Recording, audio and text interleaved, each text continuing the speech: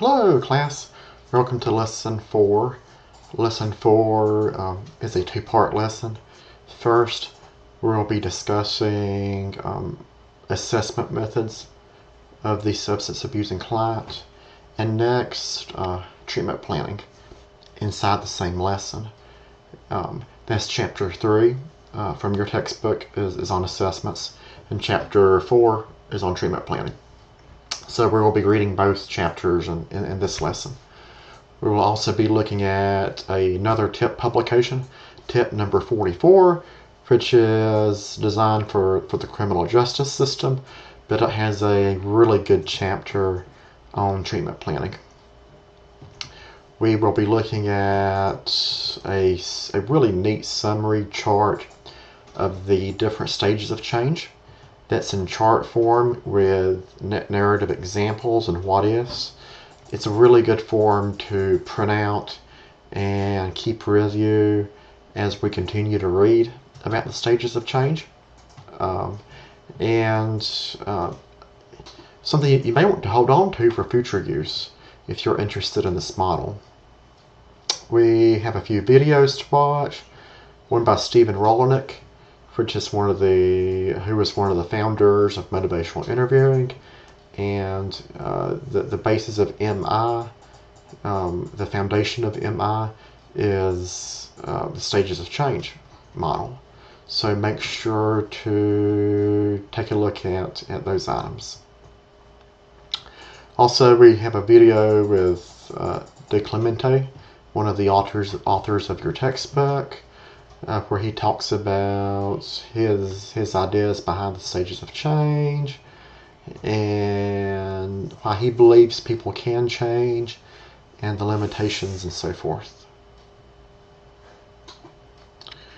We have two more videos.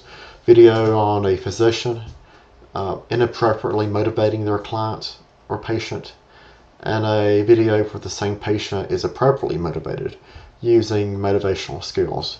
It's a really good example of what not to do versus what to do when working with clients.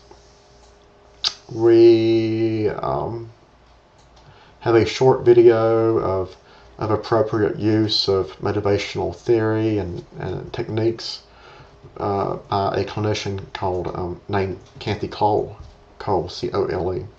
And Kathy was actually the person that trained me in motivational interviewing many years ago in North Carolina. And she's an actual MIT trainer, M-I-N-T.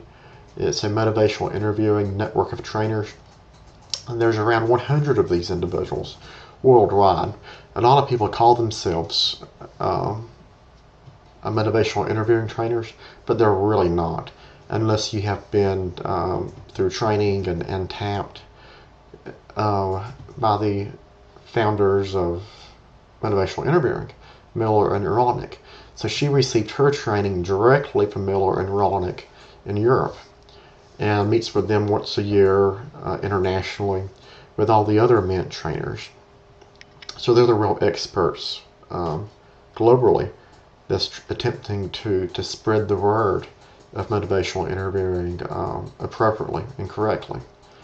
Now, that being said, we may be looking at several of her videos as we go along.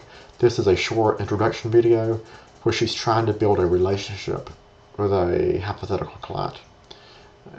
It's a good video to watch. Please continue reading Tweak. It's due by April 1st for spring semester. And how you read in terms of your pace and how many chapters per week is totally up to you. We have a lesson 4 discussion board on motivation, and I'm asking you to think about your own motivation. What motivates you? What fails to motivate you? What are some actions that doctors, physicians, other individuals who have been looking out for your well-being have used that did the opposite, where you know you should do something to make a life change, but you don't? and how can those individuals motivate you better?